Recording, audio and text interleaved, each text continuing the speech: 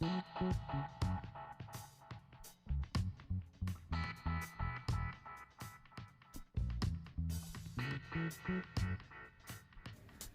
Friends and viewers, আমি রিতা আর আমার রান্নাঘরে আপনাদের সকলকে স্বাগত। আজ আমি একটি নিরামিষ রেসিপি আপনাদের সঙ্গে শেয়ার করছি, সেটি হলো কাঁচা কলার তরকারি। বন্ধুরা, ভিডিওটি স্কিপ না করে আপনারা পুরোটা দেখুন আর ভালো লাগলে অবশ্যই লাইক কমেন্ট করে দেবেন। আমি 5টা ছোট কাঁচা কলাকে এইভাবে ছোট ছোট করে কেটে নিয়েছি। 2টো আলুকে আমি এইভাবে টুকরো করে কেটে নিয়েছি। কড়াইতে আমি সর্ষের তেল গরম করে নিয়েছি। প্রথমে আমি আলুটা দিয়ে দিচ্ছি।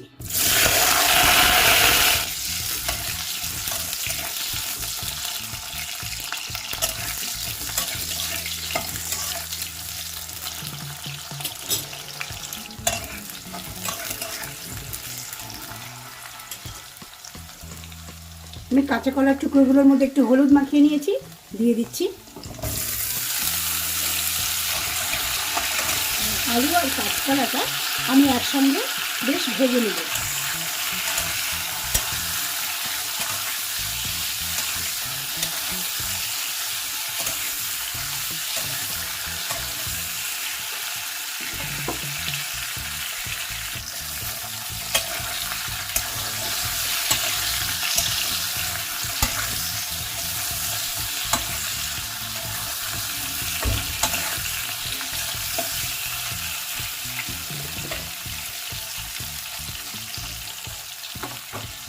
এই সময় আমি খুব সামান্য একটু নুন দিয়ে দিচ্ছি।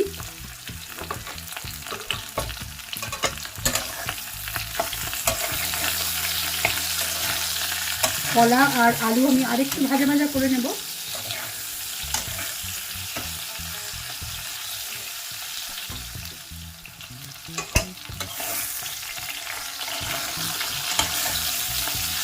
কাঁচা কলা আর আলু আমি খুব সুন্দর লাল লাল করে ভেজে নিয়েছি।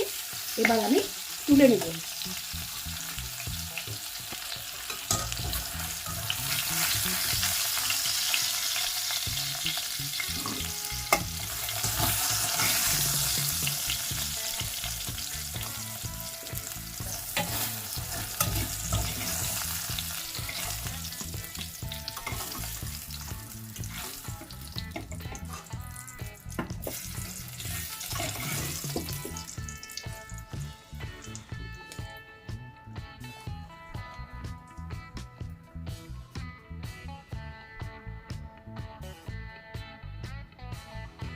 এই তেলের মধ্যে আমি দিয়ে দিচ্ছি তেজপাতা, শুকনো লঙ্কা আর গোটা জিরে।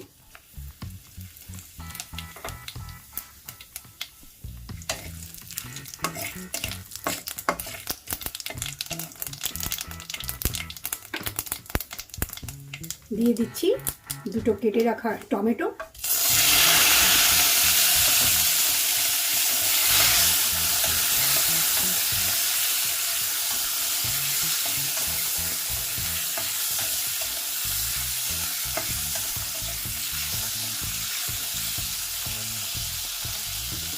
দিয়ে দিচ্ছি আদা বাটা।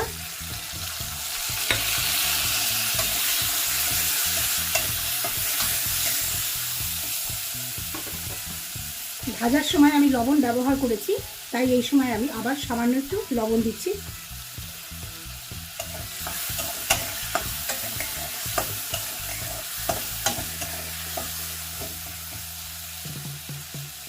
টমেটোটা নরম হওয়া পর্যন্ত অপেক্ষা করব। এই সময় আমি একটা পাত্রে দিয়ে দিচ্ছি 1 চামচ হলুদ, 1 চামচ লঙ্কার গুঁড়ো, 1 চামচ ধনের গুঁড়ো আর একটু বেশি পরিমাণে জিরের গুঁড়ো। গুলে নিচ্ছি মশলাটা।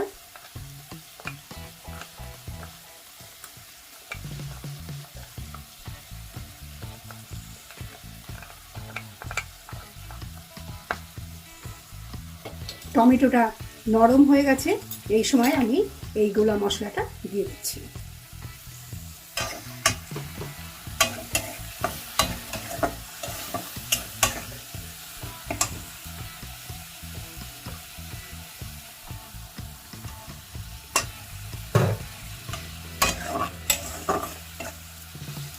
অতি কম সময়ে সুস্বাদু নিরামিষ এবং পুষ্টিকর এই রেসিপিটি আপনারা কিন্তু ট্রাই করবেন বন্ধুরা।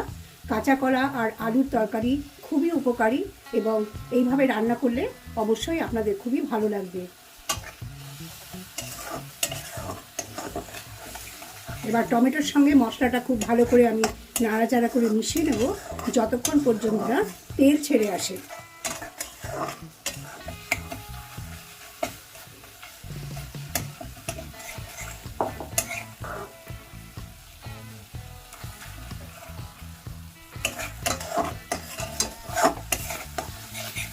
দেখুন মশলা খুব সুন্দর কষে গেছে, তেল ছেড়ে এসছে।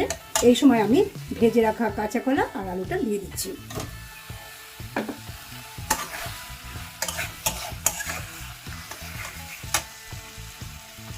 সামান্য একটু জল দিয়ে দেব। যারা এখনও আমার চ্যানেলটি সাবস্ক্রাইব করেননি বেলের সাথে অবশ্যই সাবস্ক্রাইব করে নেবেন। আর ভিডিওটি ভালো লাগলে লাইক, কমেন্ট আর শেয়ার করতে ভুলবেন না। আর যারা আমার চ্যানেলটিকে অলরেডি সাবস্ক্রাইব করেছেন তাদের অসংখ্য ধন্যবাদ আমার পাশে থাকার জন্য। সুন্দরভাবে মশলাটা কষিয়ে নিয়েছি। এবার বন্ধুরা আপনারা আপনাদের পছন্দ মতো ঝোল রাখবেন। একটু বেশি ঝোল রাখলে ভালো, তার কারণ হচ্ছে ঠান্ডা হয়ে গেলে কাঁচকলা ঝোলটা শুষে নেয়, তাই হয়তো শুকিয়ে যেতে পারে। সেই জন্য একটু বেশি পরিমাণে জল দেবেন। আমি 500 গ্রামের মতো জল ব্যবহার করব।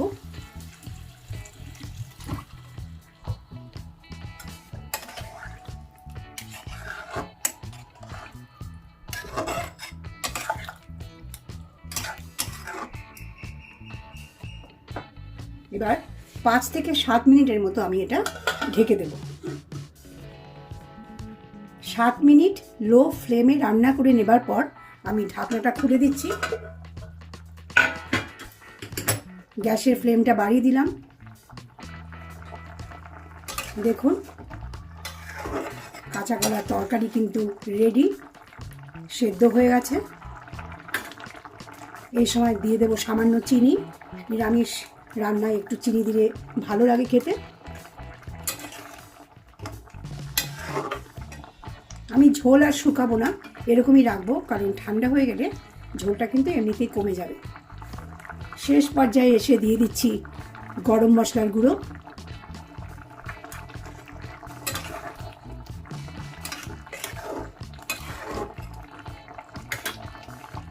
দিয়ে দিচ্ছি ঘি,